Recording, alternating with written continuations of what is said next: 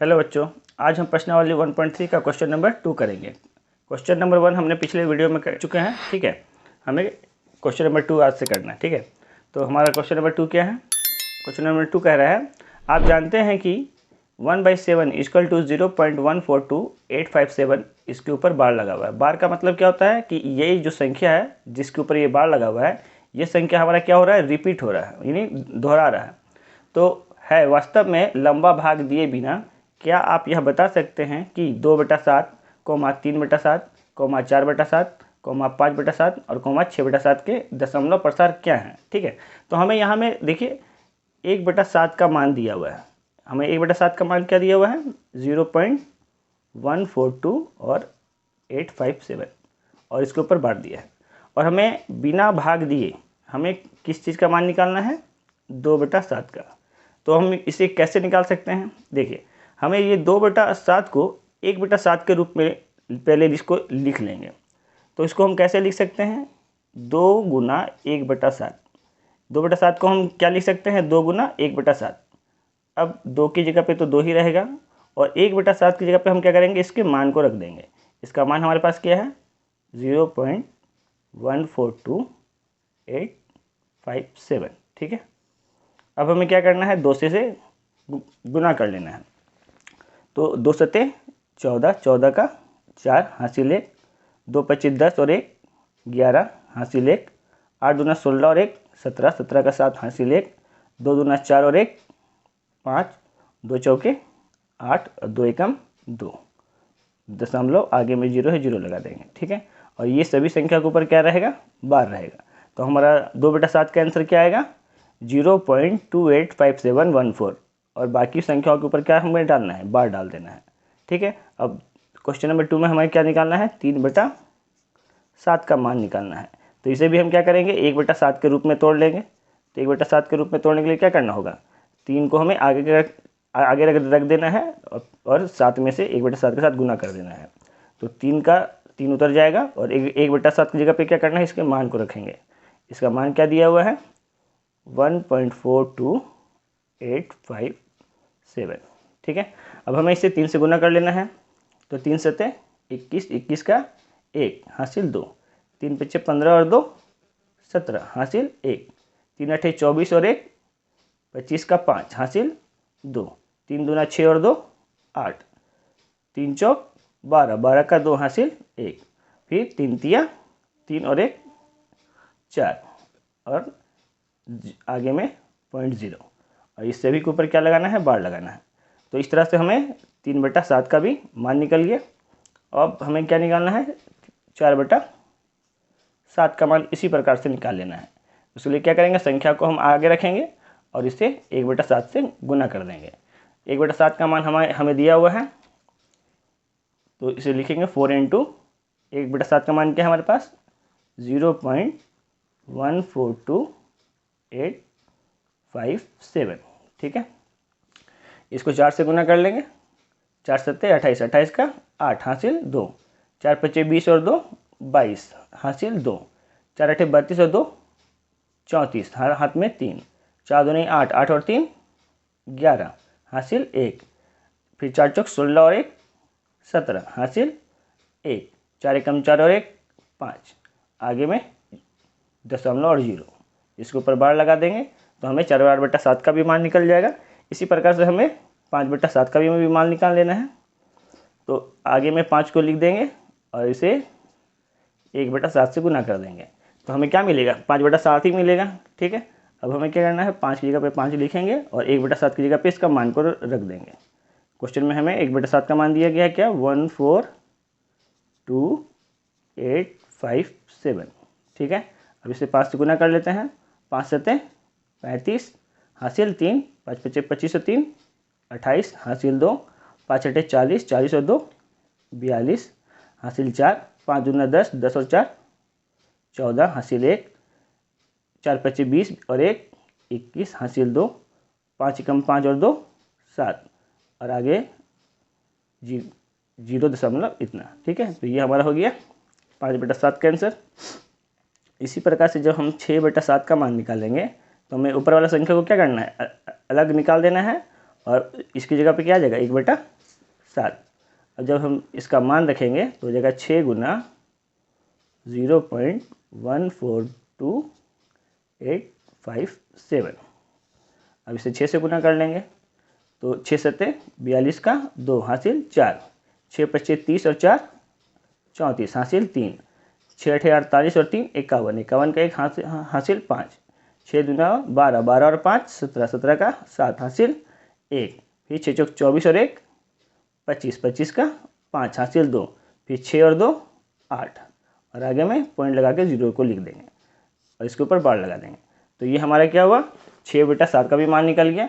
तो हम बिना भाग विधि द्वारा इसका हम सभी का मान निकाल सकते हैं इस प्रकार से। ठीक है, चलिए क्वेश्चन नंबर 3 को बनाते हैं। देखिए क्वेश्चन नंबर 3 क्या कह रहा है, निम्नलिखित को पी वाई क्यू के रूप में व्यक्त कीजिए जहां पी और क्यू पूर्णांक है तथा क्यू नॉट इक्वल टू 0 है। ठीक है, हमें क्या करना है, इसे भिन्न के रूप में तोड़ना है। ठीक है, और 6 के ऊपर यह हमें पहला क्वेश्चन क्या दिया है 0.6 के ऊपर बार। ये बार का क्या मतलब होता है, बार का मतलब ये होता है कि दशमलव के बाद यही संख्या क्या है दोहराते हुए चला गया है, यानी रिपीट होते हुए चला गया है। यानी इसको हम ऐसा भी लिख सकते हैं कि 0.666 और ये कहाँ तक अनंत तक। ठीक है, तो अब हमें क्या करना है, इसका पी वाई क्यू के रूप में मान निकालना है। तो सबसे हम पहले क्या लिखेंगे कि माना x इक्वल टू 0.666 ऐसे ही डॉट डॉट डॉट आगे तक। ठीक है, अब ध्यान रखेंगे कि जितनी भी संख्या के ऊपर में आपका बार लगा रहेगा उसको 1 के साथ उतना शून्य लगा के गुना करेंगे। यानी अगर यहाँ पे आप देख रहे हैं कि एक संख्या के ऊपर में बार लगा है तो हमें क्या करना होगा, दोनों तरफ 10 से गुना करना होगा। ठीक है, तो लिखेंगे दोनों तरफ 10 से गुना करने पर, जब इस जगह 10 से गुना करेंगे तो ये क्या बन जाएगा हमारा 10x, और इस जगह जब हम 10 से गुना करेंगे तो ये जो हमारा दशमलव है वो एक संख्या दाईं तरफ आ जाएगा, यानी कि ये बन जाएगा 6.666 ऐसे ही डॉट डॉट आगे तक। ठीक है, तो इसे हम मान लेंगे समीकरण 1 और इसे मानेंगे हम समीकरण 2। अब हमें क्या करना है कि समीकरण 2 में से समीकरण 1 को घटाएंगे। ठीक है, तो लिखेंगे समीकरण 2 में से समीकरण 1 को घटाने पर। ठीक है, हमारा समीकरण 2 क्या लिखा हुआ है 10x इक्वल टू 6.6666 ऐसे ही डॉट डॉट आगे, और समीकरण 1 क्या लिखा हुआ है x इक्वल टू 0.6666 ऐसे ही डॉट डॉट अनंत तक। जब हम इसको घटाएंगे तो 10x में से जब 1x घटेगा तो क्या बचेगा 9x, और यहाँ में हम देख रहे हैं क्या है 6.66 और यहाँ है 0.66। जब ये घटेगा तो हमें क्या मिलेगा, यहाँ से 6 मिलेगा। ठीक है, तो x का मान यहाँ से जब हम निकालेंगे तो क्या मिलेगा 6/9, 3 से कटेगा 3 दूना 6, 3 तिया 9, तो हमें x क्या मिलेगा यहाँ, तो हमें x मिलेगा 2/3, और ये हो जाएगा हमारा इस प्रश्न का उत्तर। ठीक है, चलिए क्वेश्चन नंबर 2 बनाते हैं। देखिए अब क्वेश्चन नंबर 2 में क्या है 0.47 और यहाँ में 7 के ऊपर में क्या है बार लगा है। इसका कहने मतलब है कि आपका 7 क्या है आगे अनंत तक ऐसे ही चलता जाएगा, यानी कि 0.477777 ऐसे ही ये आगे चलता चला जाएगा। ठीक है, तो हमें सबसे पहले क्या करना है, सबसे पहले हम मानेंगे कि माना x बराबर 0.477777 ऐसे ही डॉट डॉट आगे तक। ठीक है, अब हमें क्या करना है, देखिए जितना संख्या के ऊपर में आपका बार है, ठीक है, हमें 1 के साथ उतना 0 लगा के इसमें गुना करना है। तो यहाँ 1 के ऊपर भी बार है तो हमें क्या करना है, 1 के साथ अगर 1 0 लगाएंगे तो क्या बनेगा 10 बनेगा, यानी हमें दोनों तरफ क्या कर देना है 10 से गुना कर देना है। ठीक है, तो लिखेंगे दोनों तरफ 10 से गुना करने पर, जब x में 10 से गुना करेंगे तो क्या मिलेगा 10x, और जब यहाँ हम 10 से गुना करेंगे तो ये जो हमारा दशमलव है वो एक अंक आगे दायां तरफ चला जाएगा, तो तो हमें यहाँ क्या मिलेगा 4.7777 ऐसे ही अनंत तक। ठीक है, अब इसे मान लेंगे हम समीकरण 1 और इसे मानेंगे हम समीकरण 2। अब समीकरण 2 से समीकरण 1 को घटाने पर, तो समीकरण 2 हमारा क्या है 10x = 4.777 ऐसे ही डॉट डॉट आगे। और समीकरण 1 क्या है हमारा x = 0.4777 ऐसे डॉट डॉट आगे तक। जब इसको हम घटाते हैं तो 10x में से जब 1x घटेगा तो कितना बचेगा 9x। अब यहाँ 4.7 है, इसमें से अगर हम 0.47 घटाएंगे तो ये 4 तो 4 ऐसे ही आ जाएगा, और ये 7 में से जब 4 जाएगा तो कितना बचेगा 3। ये यहाँ ऊपर में क्या है सब 7 है, यहाँ भी सब 7 है, तो ये क्या हो गया कैंसिल हो गया। ठीक है, तो हमारे पास क्या क्या आया 9x = 4.3। तो यहाँ से जब x को निकालेंगे तो क्या आएगा 4.3 / 9। ठीक है, इस पॉइंट को हटाएंगे तो नीचे क्या आएगा 0। तो x का वैल्यू क्या मिलेगा x = 43/90, और ये होगा हमारे इस प्रश्न का आंसर। चलिए अगला सवाल देखिए।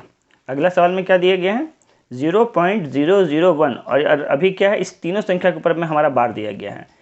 बार इस तीनों संख्या के ऊपर बार देने का मतलब क्या है कि ये तीन संख्या हमारा क्या है बार बार रिपीट हो रहा है, यानी कि इसको लिखेंगे 0.001, फिर से ये एक बार रिपीट होगा 001, फिर 001 और फिर 001, और इसी तरह से आगे ये रिपीट होता चला जाएगा। ठीक है, तो सबसे पहले हमें क्या करना है, हमें मान लेना है कि x बराबर क्या मान लेंगे 0.001 ऐसे ही डॉट डॉट आगे तक। ठीक है, तो इसको मान लेंगे हम समीकरण 1। अब देखिए यहाँ में तीन संख्या के ऊपर में बार है, तो हमें 1 के साथ 3 शून्य यानी कि 1000 से क्या करना होगा दोनों ओर गुना करना होगा। तो लिखेंगे दोनों तरफ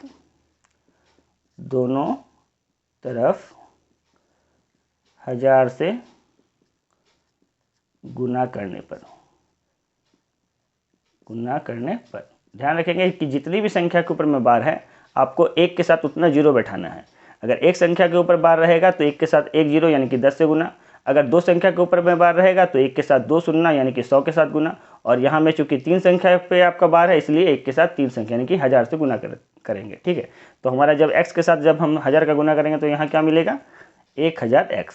ठीक है, बराबर यहाँ में जब हम 1000 से गुना करेंगे तो 3 संख्या मेरा पॉइंट दायां ओर आ जाएगा, यानी 1 2 3 यहाँ पॉइंट इस जगह आ जाएगा, यानी आ जाएगा 1.001 001 फिर 001 ऐसे ही आगे अनंत तक। और हमारा समीकरण इसे मान लेंगे हम समीकरण 2। अब हमें क्या करना है समीकरण 2 में से समीकरण 1 को घटाना है, तो लिखेंगे समीकरण 2 में से समीकरण 1 को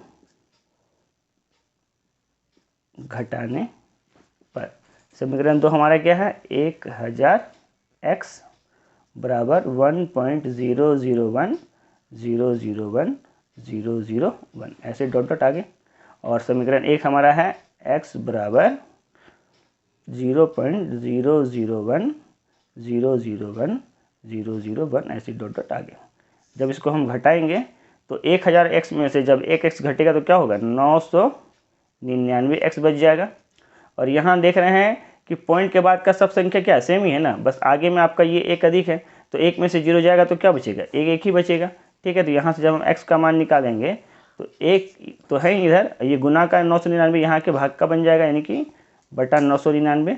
तो हमारा x का मान क्या मिला 1/999। ठीक है, ये हुआ हमारा इस प्रश्न का उत्तर। चलिए अगला प्रश्न बनाते हैं।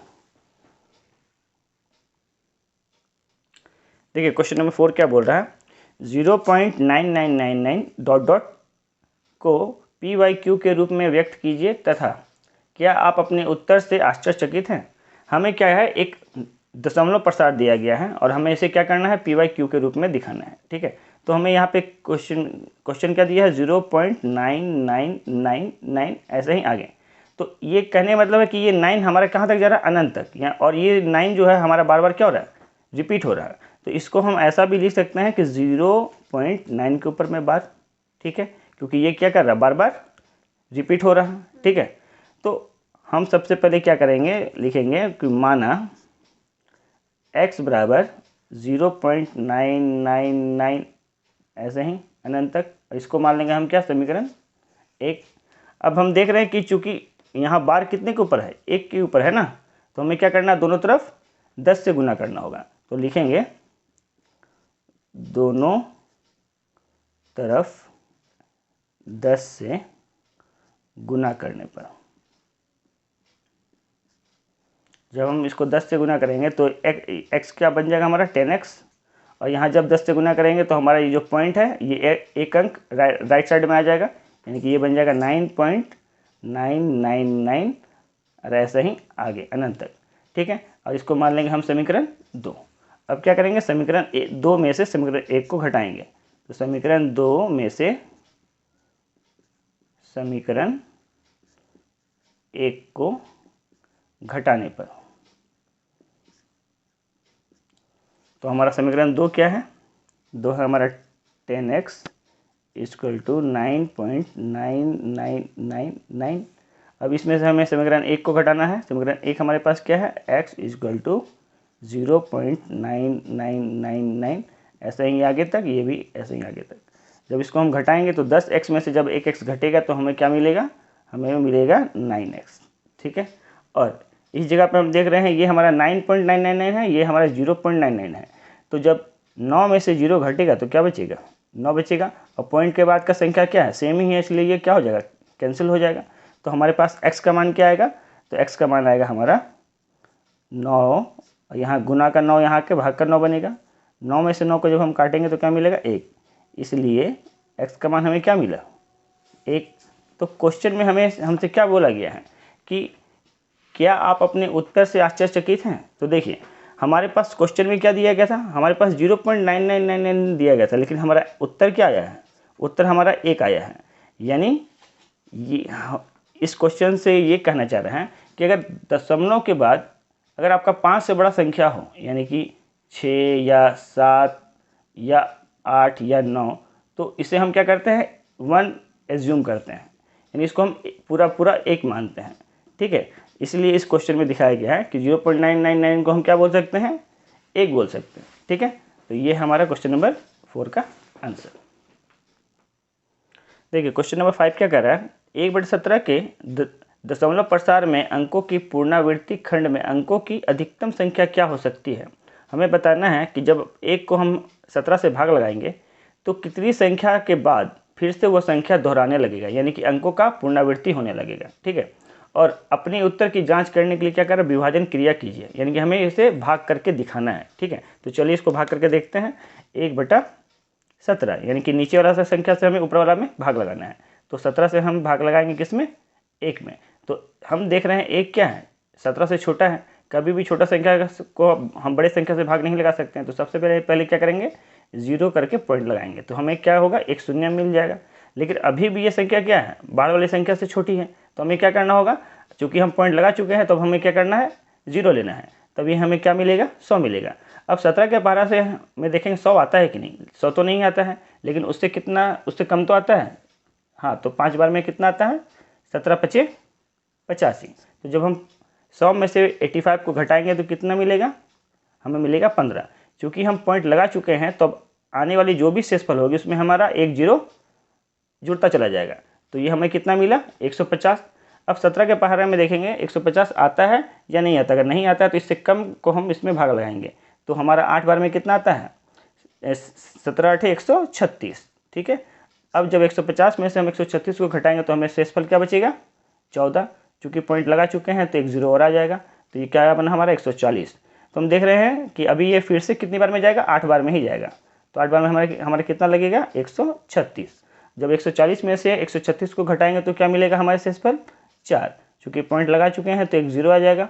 अब हमें 17 के पहाड़े से कभी भाग लगाना है तो कितनी बार में जाएगा, 17 7 दूना 34, यानी 2 ही बार में जाएगा। तो 17 दूना 34। जब 40 में से 34 को घटाएंगे क्या मिलेगा हमें, 6। पॉइंट लगा चुके हैं तो 1 0 आ जाएगा।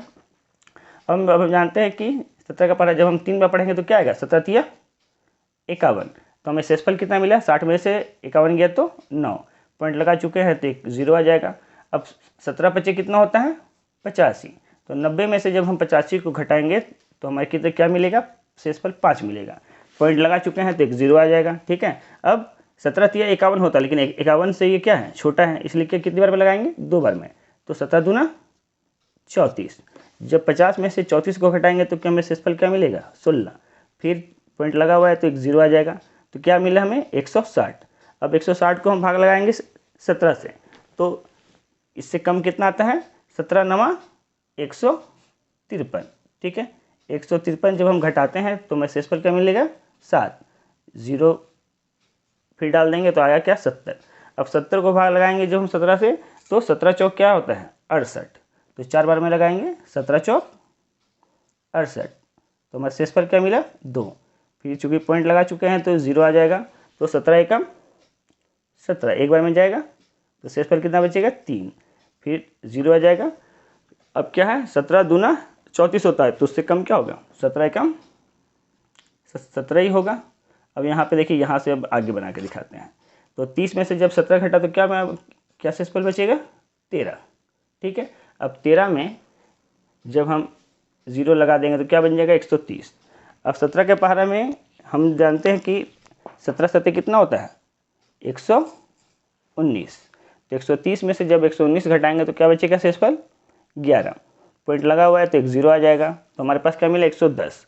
अब 17 के पहाड़ा में इससे छोटा क्या आता है, तो आता है 6 बार में 102, तो 102 लगाएंगे, तो 110 में से 102 जाएगा तो शेषफल क्या बचा 8, फिर 0 आ गया तो बन गया 80।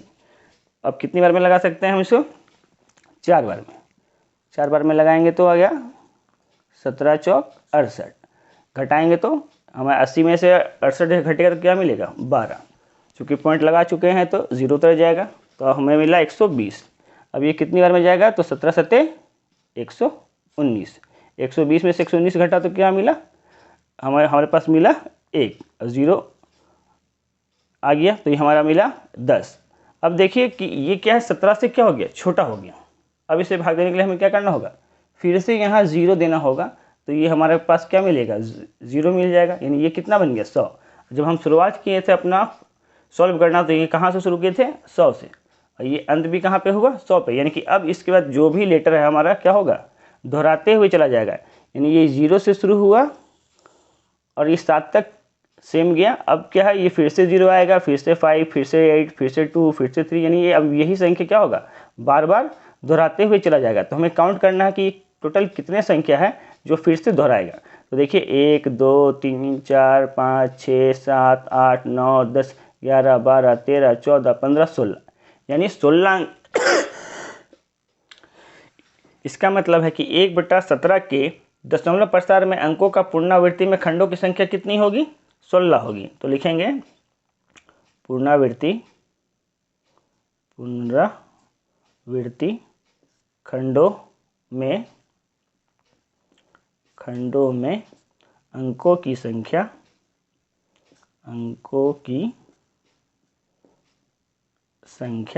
बराबर 16। ठीक है, ये हमारा क्वेश्चन नंबर 5 का आंसर।